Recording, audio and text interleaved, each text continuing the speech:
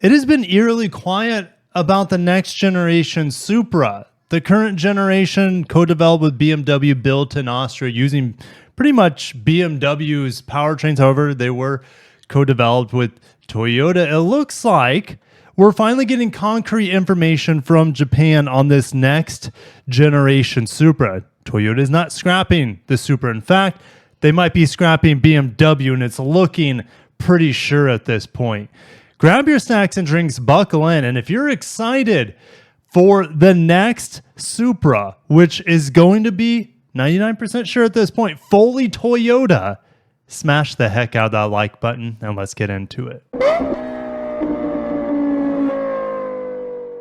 All right, bringing you the latest scoop from Best Car Magazine. They are the most reliable source of information for upcoming Japanese cars. They nailed the GR Corolla. They nailed the Land Cruiser. They nailed the Prius, for example. They got the Crown really, really close.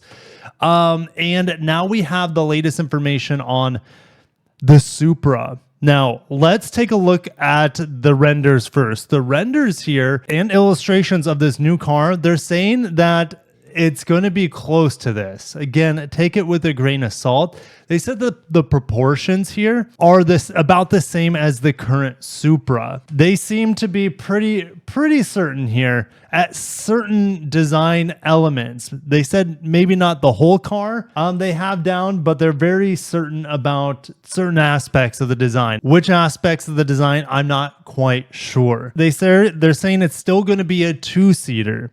All right, it's not going to be a 2+2. However, Toyota, their Lexus division, is going to make their own variant of this vehicle in theory, and they might try to stuff two rows of seats in there, so a 2+2 configuration. And we'll talk maybe more about the Lexus variant of this in a little bit. Do you guys like the new design here of this Supra? I do. However, we still have a lot of vents. Maybe they're functional this time around. These vents here on the side in front of the rear wheel. The rear of the vehicle to me looks very unfinished. This almost looks BMW to me in some ways, guys. Kind of like I see the iX a lot here where I live. Kind of BMW-ish to me. But let's get into the translations here. We've had so much conflicting information, and they pretty much sum up the conflicting information over the past 2 years because of the emissions regulations laws around the world. They're like, okay, well, the Supra is going to be hybrid. Well, no, it's going to be fully battery electric. Well, no, maybe not. And so they kind of are just flip-flopping, or have been in the last few years. Are they going to use BMW? Yes, they're going to use BMW. Now it's about as concrete as possible that they are not using BMW for this Supra. And if they're not using BMW, they cannot use, well, I think they killed off the 4-cylinder Supra recently, right? But they cannot use the godlike B58 engine inline 6. Toyota's going to have to use their own engines. They remind us, the multi-pathway workshop, they showed us 2 brand new engines, a 1.5 liter that can be turbo or naturally aspirated, and then a 2 liter, which seemingly is always turbocharged. That engine is going to be a showcase here in this Supra, but they are hybridizing it, and they came out with a little diagram here. So let's get into this diagram. All right, so we have the gasoline engine, and look, it's behind the axle. So technically, it's a front mid-engine vehicle. You're going to have an automatic transmission. They're saying either an 8 or a 10 speed. I would guess 8 speed because really the 10 speeds that we see are in much larger vehicles from Toyota. And maybe they have some ways to convert that 8-speed automatic in the GR, like the new GR Corolla. Maybe they have a way to convert it from a front wheel drive to a rear wheel drive orientation. It is unlikely, but it's possible. But anyways, I'm going to say this is going to be an 8-speed auto, not a 10-speed. And then we have a carbon.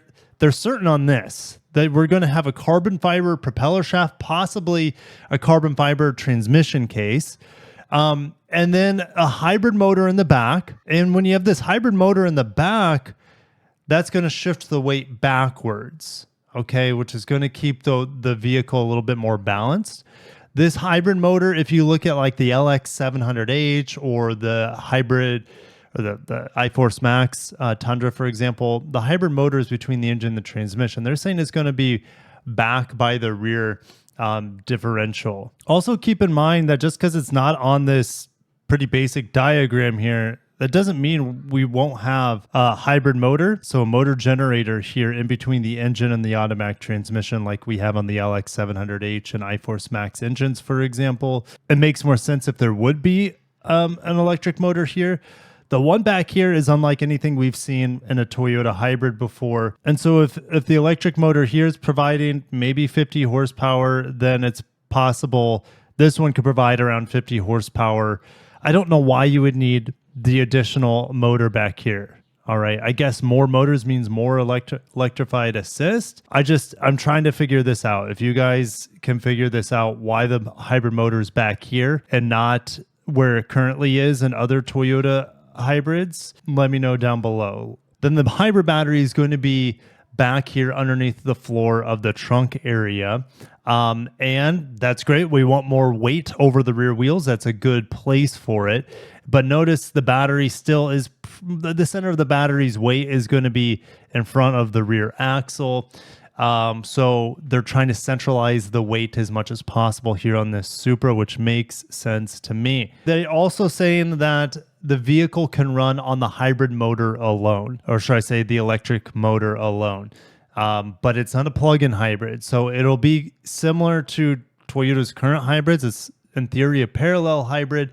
Look, the Tundra iForce Max can run on electric alone at times, right? And coasting and slowing down, things like that. The Supra will have very, very, very limited hybrid motor, only propulsion time periods. The engine, they're saying, is going to be tuned to 400 horsepower and 500 Newton meters, because they're going to have two different specs of this engine. The higher spec is going to be seen in here. So they're going to have a 300 horsepower engine, which in theory could replace all the 2.4 liter turbos that we see in the RX, the NX, the Highlander, even though the Highlander is probably going fully electric.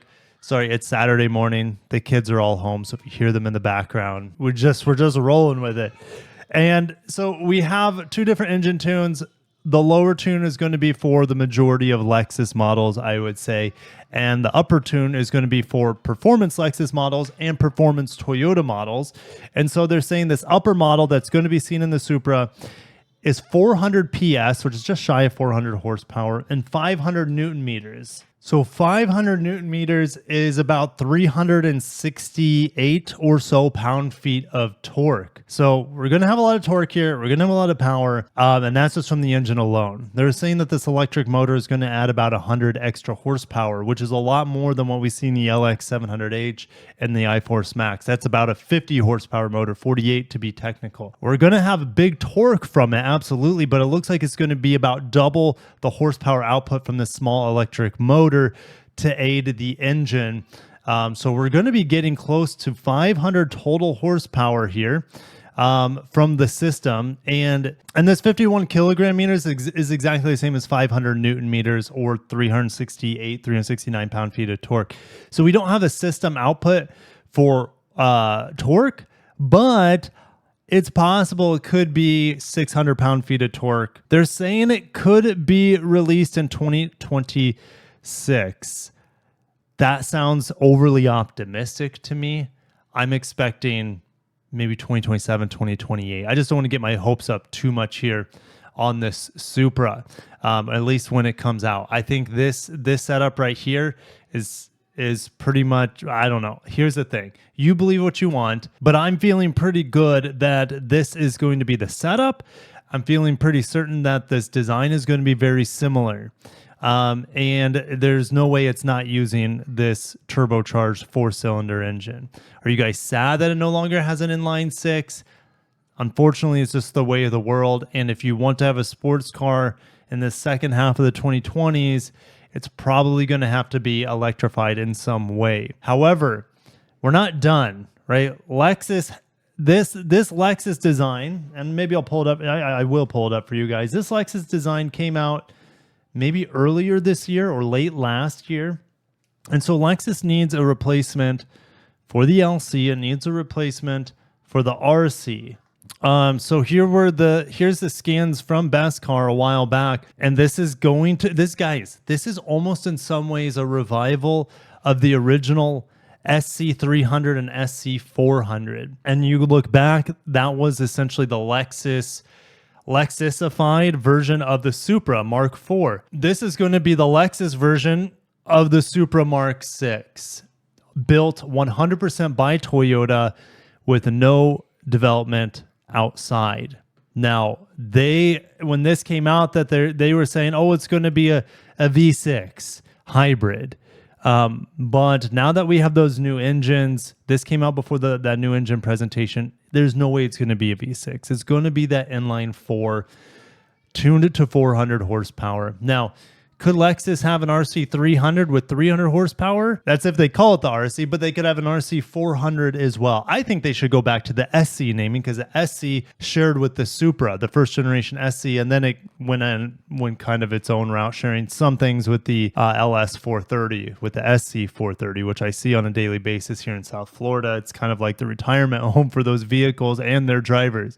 So this vehicle, it has to come. Lexus can't not have a coupe. Now you're saying, well, Kirk, what about the LFR? Well, the LFR is going to come, but that's a flagship. That's a Halo product.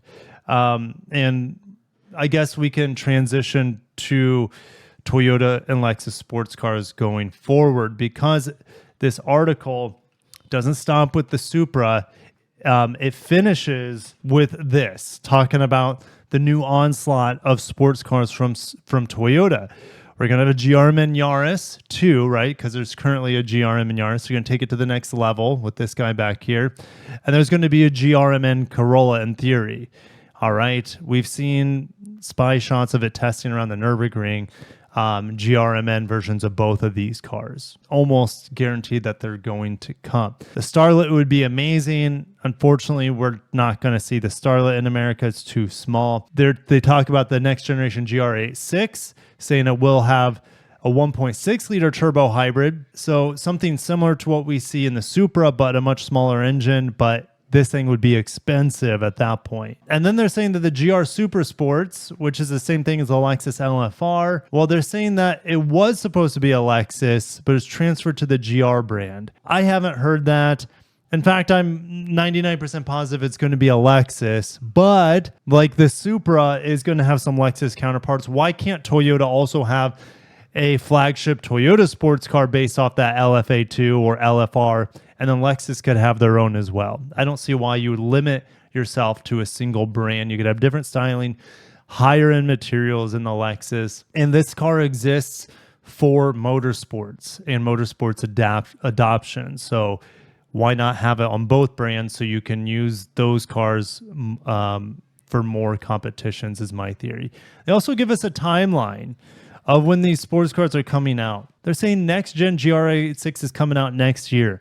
I don't believe it. They're saying the new GR Super Sports, this flagship, is coming out next year. I don't believe it. They're saying the next generation Supra coming out in 26. Like I said, I don't believe it. They say possibility of plug-in hybrid here.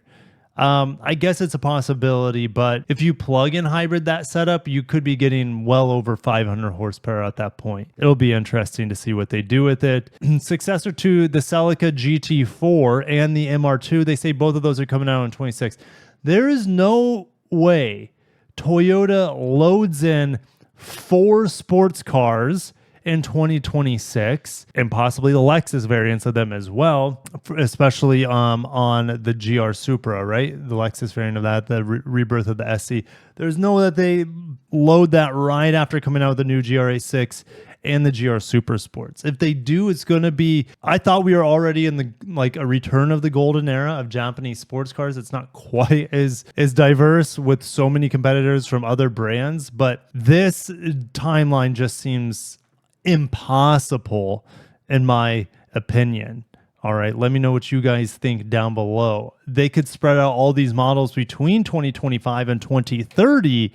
There's no way they're squeezing them in all by the end of 2026. It's just impossible for me to believe.